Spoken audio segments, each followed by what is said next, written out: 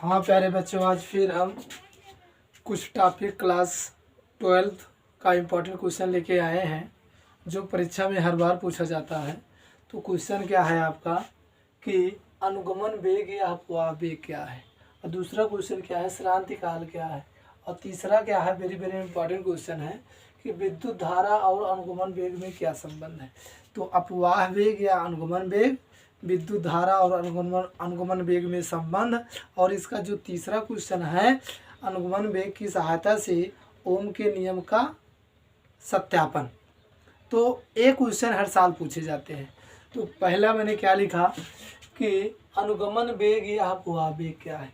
तो कह रहा है कि किसी चालक तार के सिरों पर विभवांतर उत्पन्न करने पर, वैद्युत क्षेत्र लगाने पर, किसी चालक तार के सिरों पर विभवांतर यानी भी उत्पन्न करने पर और वैद्युत क्षेत्र लगाने पर, चाहे विभवांतर उत्पन्न करिए या वैद्युत क्षेत्र उत्पन्न करिए लगाने पर, चालक तार में मुक्त इलेक्ट्रॉन वैद्युत क्षेत्र के विपरीत दिशा में एक सूक्ष्म नियत वेग से गति करने लगता है। जो आपका मुक्त इलेक्ट्रॉन होता है वो वैद्युत क्षेत्र के विपरीत दिशा में एक सूक्ष्म मतलब बहुत तिनके के बराबर नियत वेग से गति करने लगता है। इस सूक्ष्म नियत वेग को अनुगमन या अपवाह वेग कहते हैं। इसे VD से व्यक्त करते हैं। और VD क्या है? V फॉर वेलोसिटी और D for drift, DRIFT। Drift माने होता है अनुगमन और वेलोसिटी माने क्या होता है? वेग। तो ड्रिफ्ट वेलोसिटी अनुगमन वेग या VD बराबर होता है 10⁻⁴ मीटर प्रति सेकेंड। इसकी जो चाल होती है अनुगमन वेग की 10⁻⁴ मीटर प्रति सेकेंड होती है। फिर समझने की कोशिश कीजिए। लिखा है किसी चालक तार के सिरों पर विभवांतर उत्पन्न करने पर, वैद्युत क्षेत्र लगाने पर, चालक तार में मुक्त इलेक्ट्रॉन वैद्युत क्षेत्र के विपरीत दिशा में एक सूक्ष्म नियत वेग से गति करने लगता है। इस सूक्ष्म नियत वेग को अनुगमन वेग या अपवाह वेग कहते हैं। इसे VD से व्यक्त करते हैं। VD इक्वल 10⁻⁴ मीटर प्रति सेकेंड, यानी अनुगमन वेग की जो चाल होता है 10⁻⁴ मीटर प्रति सेकेंड होता है। उसके बाद दूसरी जो हेडिंग है श्रांति काल, रिलैक्सेशन टाइम। श्रांति काल क्या है? धातुओं के अंदर जो कोई मेटल होगा, कोई धातु होगा, धातुओं के अंदर मुक्त इलेक्ट्रॉन E की धन आयनों से दो क्रमागत टक्करों के बीच लिए गए औसत समय अंतराल को श्रांति काल कहते हैं। इसे टाउ से व्यक्त करते हैं। धातुओं के अंदर कोई धातु है, उसके अंदर मुक्त इलेक्ट्रॉन की धन आयनों मुक्त इलेक्ट्रॉन धन आयनों से दो क्रमागत, जब दो इलेक्ट्रॉन टक्कर मारेंगे तो उनके बीच जो औसत समय अंतराल लिया जाता है उसे श्रांति काल कहते हैं। जब किसी धातु के अंदर मुक्त इलेक्ट्रॉन आपस में टक्कर मारते हैं तो जो टक्करों के बीच जो औसत समय अंतराल लिया जाता है उसे श्रांति काल कहते हैं। इसे टाउ से व्यक्त करते हैं। तो अगली हेडिंग जो आई आपकी कि विद्युत धारा और अनुगमन वेग में क्या संबंध है। विद्युत धारा आई, अनुगमन वेग VD में क्या संबंध है। तो मैंने इसका थ्योरी लिखा। जब किसी चालक तार के सिरों के बीच बैटरी जोड़ा जाता, भी फिगर तो यहाँ स्थान कम था, फिगर नहीं बना, इसके बाद मैं जस्ट बनाता हूँ। जब किसी चालक तार के सिरों के बीच बैटरी जोड़कर वैद्युत क्षेत्र उत्पन्न किया जाता है तो मुक्त इलेक्ट्रॉन E वैद्युत क्षेत्र E के विपरीत दिशा में अनुगमन वेग VD से गति करने लगता है और इन इलेक्ट्रॉन की गति के विपरीत दिशा में धारा बहने लगती है। बड़ा अच्छा फैक्ट लिखा है कि जब किसी चालक तार के सिरों के बीच बैटरी जोड़कर वैद्युत क्षेत्र उत्पन्न किया जाता है तो मुक्त इलेक्ट्रॉन इलेक्ट्रॉन को e से व्यक्त करते हैं। मुक्त इलेक्ट्रॉन e वैद्युत क्षेत्र E के विपरीत दिशा में अनुगमन वेग VD से गति करने लगते हैं। अनुगमन वेग VD के विपरीत दिशा में गति करने लगते हैं और इन इलेक्ट्रॉन की गति के और इन इलेक्ट्रॉन की गति के विपरीत दिशा में धारा बहने लगती है। तो अब इसके बाद हम फिगर बनाएंगे, तो इसका अर्थ फिर से पुनः समझा देंगे फिगर के हिसाब से। इसको अभी यहीं स्टॉप कर लिए। तो देख लीजिए विद्युत धारा और अनुगमन वेग में संबंध क्या था, अभी मैंने बताया कि और स्फीयर के हिसाब से देखिए, जब किसी चालक तार के सिरों के बीच बैटरी जोड़ा जाता है, जब किसी चालक तार के सिरों के बीच बैटरी जोड़ा जाता है, बैटरी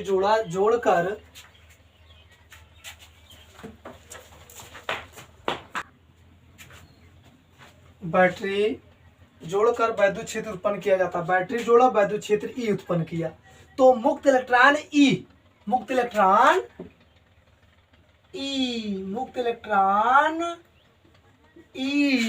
वैद्युत क्षेत्र ई के विपरीत दिशा में, विपरीत ए देखिए वैद्युत क्षेत्र इधर है, मुक्त इलेक्ट्रॉन इधर है, वैद्युत क्षेत्र में अनुगमन वेग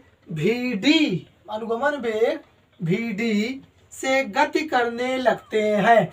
Vd भी आपका गति करने लगता है, ड्रिफ्ट वेलोसिटी आपका गति करने लगता है, अनुगमन वेग आपका गति करने लगता है, तो गति करने लगता है तथा इन इलेक्ट्रॉनों की गति के विपरीत दिशा में, देखिए विपरीत दिशा में धारा बहने लगती है। इसके अपोजिट में करंट बहने लगता है, करंट फ्लो होने लगता है। अब लिखेंगे कि यदि मुक्त इलेक्ट्रॉन द्वारा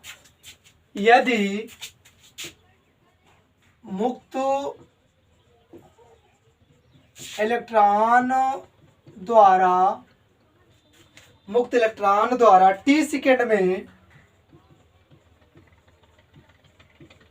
सेकंड में ले जाया गया आवेश, टी सेकंड में ले जाया गया आवेश क्यों कूलाम हो तो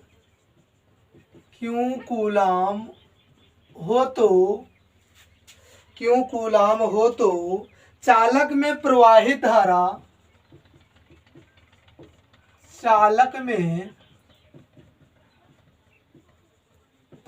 धारा I बराबर Q by T from equation number 1। तो तार के अनुप्रस्थ काट का क्षेत्रफल, तार के अनुप्रस्थ काट का क्षेत्रफल कैपिटल A है और इसके एकांक आयतन है, और इसके एकांक आयतन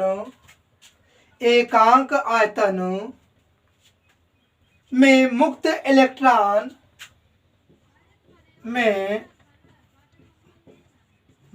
इलेक्ट्रॉन ई की संख्या n है, ई की संख्या n है। मैंने कहा यदि मुक्त इलेक्ट्रॉन द्वारा टी सेकंड में ले जाया गया आवेश क्यों कूलाम हो तो चालक में प्रवाहित धारा I equal to Q by T, समीकरण नंबर 1। फिर मैंने लिखा तार के अनुप्रस्थ काट का क्षेत्रफल A है और इसके एकांक आयतन में मुक्त इलेक्ट्रॉन ई की संख्या n है, तो मुक्त इलेक्ट्रॉन द्वारा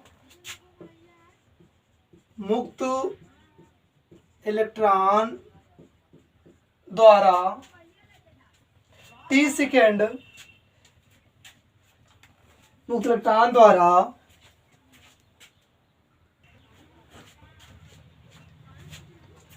तो मैं यहाँ मुक्त इलेक्ट्रॉन द्वारा 1 सेकंड में पार किया गया आयतन बराबर A इंटू Vd। तो आयतन बराबर, आप पहले यहाँ थोड़ा समझ लीजिए, जो आयतन होता है आयतन भी बराबर LBH। तो जो LBH है लंबाई गुणे चौड़ाई है, इसके लिए ये आ गया, और जो आपका ड्रिफ्ट वेलोसिटी यानी अनुगमन वेग है वो आपका क्या यहाँ मान लिया गया वी डी। तो आयतन जो निकल के आएगा ए इंटू वी डी, वही आपका यहाँ रख दिया गया। देखिए यहाँ जो आयतन होता है एल बी इंटू एच होता है, लंबाई गुणे चौड़ाई गुणे ऊंचाई। तो एल बी को मैंने क्या मान लिया एरिया, इसलिए यहाँ ए आ गया, और जो एच आपका यहाँ लिया गया उसको मैंने ड्रिफ्ट वेलोसिटी मान लिया, तो इसलिए यहाँ ए वी डी आ गया। उसके बाद 1 सेकंड में प्रवाहित इलेक्ट्रॉन ए, 1 सेकंड में प्रवाहित इलेक्ट्रॉन एन है, तो A into v d into n आ गया। टी सेकंड में प्रवाहित इलेक्ट्रॉन की संख्या A into v d into n into t आ गया, और टी सेकंड में प्रवाहित आवेश क्यों बराबर A into v d into n into t into e, क्योंकि प्रवाहित आवेश क्या है ई है। उसके बाद हम लिखेंगे कि तब चालक में प्रवाहित धारा, तब चालक में प्रवाहित धारा I बराबर Q बाई टी। तो अब Q की वैल्यू यहाँ जब रखेंगे समीकरण 2 में, समीकरण 1 का कोई अर्थ नहीं है, इसको हटा ही दीजिए। तो कहेंगे समीकरण 1 में Q का मान रखने पर, जब Q का मान रखेंगे तो I बराबर A we d into n into t into e upon क्या टी। तो टी टी कैंसिल आउट हो गया, तो आई बराबर क्या आएगा A we d n e आया। तो अब आपका क्या निकल के आया I equal to A we d n e. तो आई क्या है वैद्युत धारा है, ए क्या है क्षेत्रफल है, वी डी क्या है ड्रिफ्ट वेलोसिटी यानी अनुगमन वेग है, एन क्या है इलेक्ट्रॉनों की संख्या है, ई क्या है इलेक्ट्रॉन का आवेश है। तो यही आपका अनुगमन वेग और धारा में संबंध निकल के आया, अनुगमन वेग और धारा में संबंध निकल के आया। लिखेंगे यही अनुगमन वेग और धारा में संबंध है, यही अनुगमन वेग और धारा में संबंध है। तो इसके बाद दूसरा टॉपिक हम पढ़ाएंगे, और दूसरा टॉपिक आपका है कि धारा घनत्व क्या है, धारा घनत्व। तो धारा घनत्व को हम पढ़ाएंगे इसके बाद आपका अगला टॉपिक। तो अगला टॉपिक है धारा घनत्व, करंट डेंसिटी, करंट डेंसिटी धारा घनत्व। तो किसी धारावाही तार के, किसी धारावाही तार के किसी बिंदु पर प्रति एकांक क्षेत्रफल में प्रवाहित धारा होने वाली धारा को धारा घनत्व कहते हैं।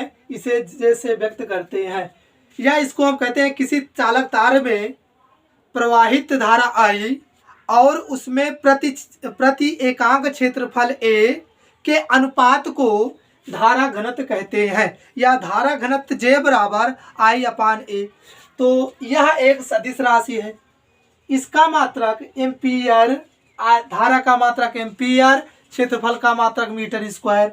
तो इसका मात्रक एम्पियर प्रति मीटर स्क्वायर होता है, क्योंकि एम्पियर प्रति मीटर स्क्वायर, तो इसका मात्रक जो होता है एम्पियर प्रति मीटर स्क्वायर होता है। तो इसका हम बीमा निकालेंगे, किसका बीमा, धारा घनत्व का बीमा। जब धारा घनत्व का बीमा निकालेंगे एम्पियर का स्क्वायर बटा मीटर का स्क्वायर। तो अब एम्पियर को हम किससे व्यक्त करते हैं, ए से व्यक्त करते हैं, मीटर को किससे व्यक्त करते हैं, एल स्क्वायर से व्यक्त करते हैं। जब इनको ऊपर लेके जाएंगे एल की पावर -2 हो जाएगा। तो अब धारा घनत्व की जो बीमा आई ए की पावर एल, ए की पावर 2 इंटू एल की पावर -2, किसकी बीमा आई, धारा घनत्व की बीमा आई। उसके बाद हम अगला टॉपिक है आपका कि धारा घनत्व और अपवाह वेग में संबंध, धारा घनत्व और अपवाह वेग में संबंध। तो धारा घनत्व और अपवाह वेग में संबंध आपका क्या है, अभी मैंने पढ़ाया धारा घनत्व क्या है, अभी मैंने पढ़ाया अपवाह वेग में संबंध। वैद्युत धारा और अपवाह वेग में जो संबंध निकल के आया था I equal to A we D यानी ई, ए निकल के आया था, और धारा घनत्व J बराबर क्या था, I अपान ए। तो अब हम लिखेंगे कि हम जानते हैं धारा घनत्व जे बराबर I/A फ्रॉम इक्वेशन नंबर 1। तो अब लिखेंगे अपवाह वेग धारा वैद्युत धारा और अपवाह वेग में संबंध जो निकल के आया था I बराबर NE/AVD फ्रॉम इक्वेशन नंबर 2। अब लिखेंगे समीकरण 1 में समीकरण 2 से I का मान रखने पर, तो J बराबर बेटा हो जाएगा NE/AVD/A। तो A से कैंसिल हो जाएगा, तो J बराबर क्या हो जाएगा NEVD। तो आपका क्या निकल के आया कि यही धारा घनत्व और अपवाह वेग में संबंध है। यही धारा घनत्व और अपवाह वेग में संबंध है। तो आपका देखिए जे क्या है धारा घनत्व, VD क्या है अपवाह वेग, N क्या है इलेक्ट्रॉनों की संख्या, E क्या है इलेक्ट्रॉन का आवेश। तो आपका क्या निकल के आया धारा और अपवाह वेग में संबंध भी निकल के आ गया। उसके बाद अगली डिफिनीशन है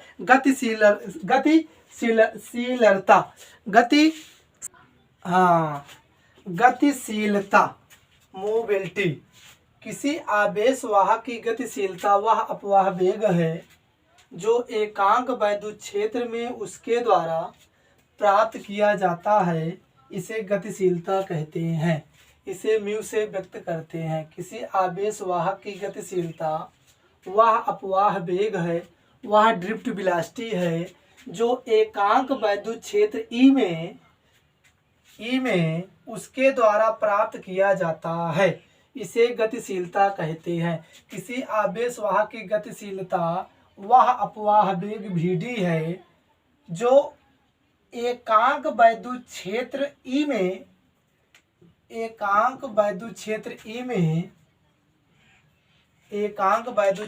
में उसके द्वारा प्राप्त किया जाता है, इसे गतिशीलता कहते हैं।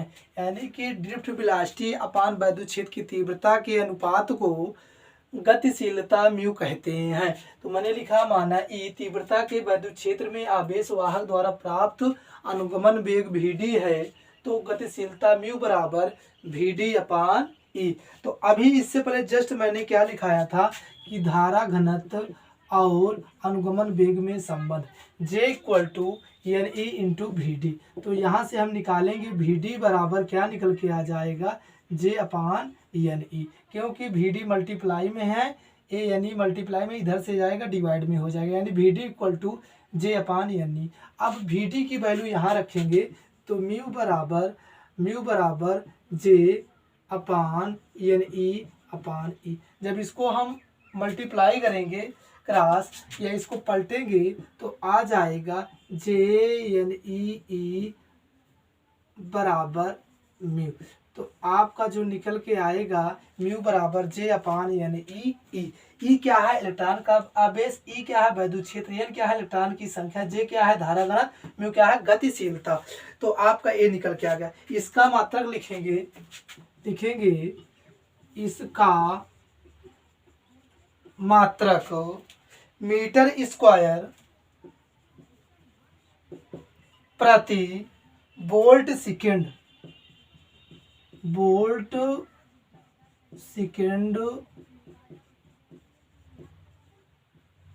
होता है। देखिए जो वोल्ट सेकेंड होता है। गतिशीलता सदैव धनात्मक राशि है।